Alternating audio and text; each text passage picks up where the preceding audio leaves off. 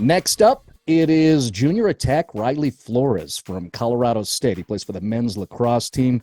He is coming off a very nice week for himself, and CSU as a squad is preparing for a pretty exciting weekend. And let's start with that. Riley, your MCLA team for the second time is about to play at a $220 million FBS facility. In how many ways does it get you and everybody else motivated?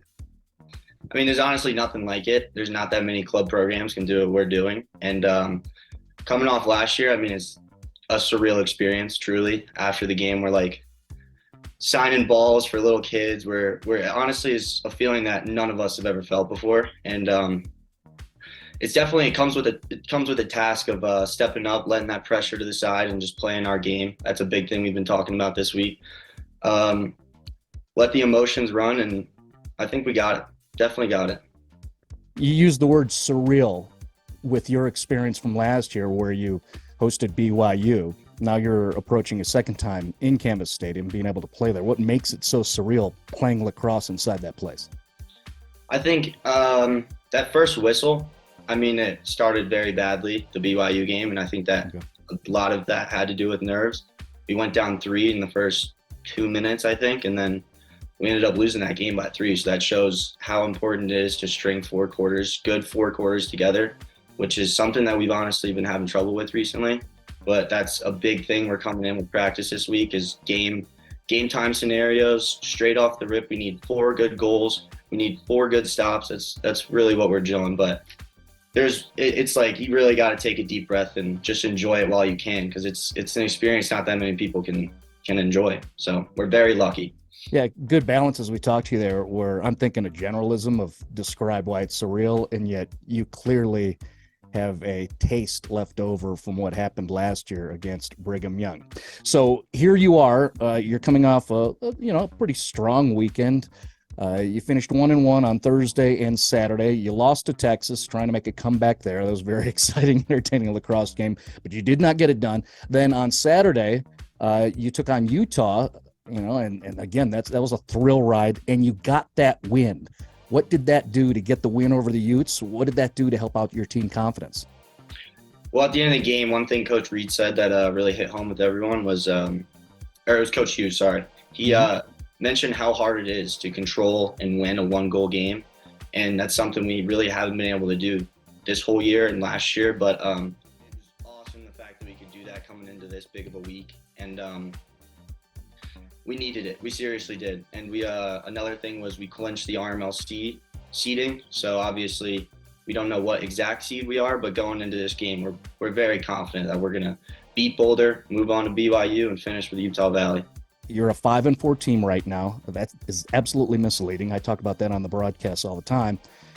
You've played right now the top 3 teams in the country. You have lost a lot of man games in terms of personnel, and that includes you. What has it done for you? What did you learn during your off time?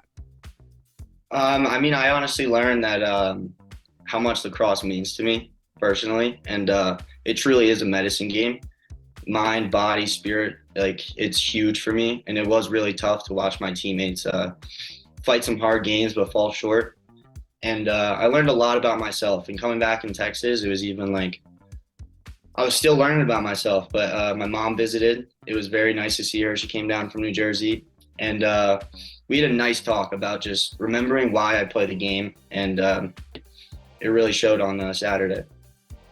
And then on Saturday, you blew up. I mean, I think, kind of a modest return against Texas on Thursday, and then you went nutso. Riley Flores gets a sock trick. He scores 6 goals.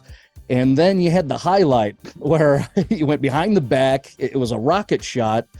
It inspired your dad, who works for the MLB network, to take a clip. He and his crew played it on a national network. When you guys all saw that, not just you, but the whole squad, well, how did that kind of inspire you? How'd you react to that kind of coverage?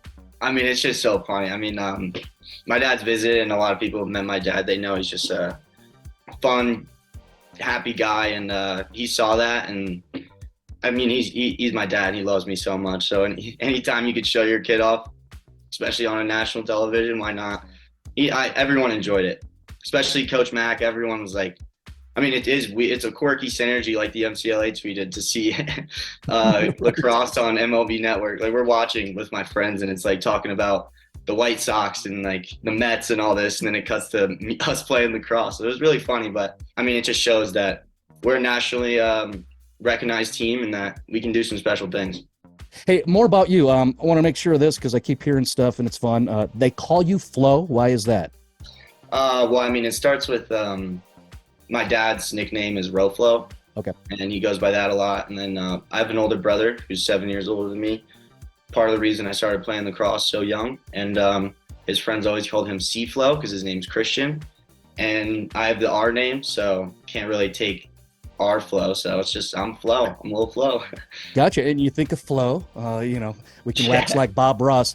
That is your painting behind your head right there, right? Oh You, yes, you, sir. you Yeah. actually did that. So, can you tell us make us aware of what it is that makes you so artful? I just really love expressing like my emotions, my I just like art so much. I started during COVID customizing sneakers for all my friends and stuff, and I just like expressing myself any way I can. And like it's part of the reason I did so well on Saturday. It's because I was having fun expressing myself, being who I am. And it's a tough thing to do, but this is part of the reason that I can do it. It's because I do stuff like that. Yeah, it makes you more interesting too, off the field and on the field. And we know on the field, not too bad. Something that people should be aware of. I mentioned it a couple times.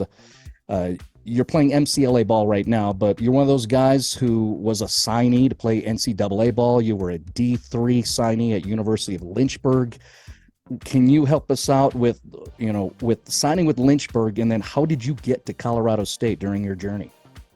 Well, I started my freshman year there. I did a year and a half total, and I've never learned so much about lacrosse from Coach Kudelka, one of the greatest coaches in lacrosse, period. And it really not only turned me like into a man, it just really good way to live. It was just I needed to make a personal decision. I'm from New Jersey. It was a small school in Virginia. Um, I really love Colorado. I love the outdoors, and I just wanted to do things for myself because I'm a really big mental health person. And sometimes, even though it is a hard decision to make for myself to leave my dream school, like the dream level of lacrosse I've always been working towards, it was hard to leave, but it was something I needed to do for my mental health. And I couldn't I couldn't be happier here. Honestly, everyone welcomed me with open arms. Coaches are amazing. The team's amazing. I just came here and had 50 brothers like that.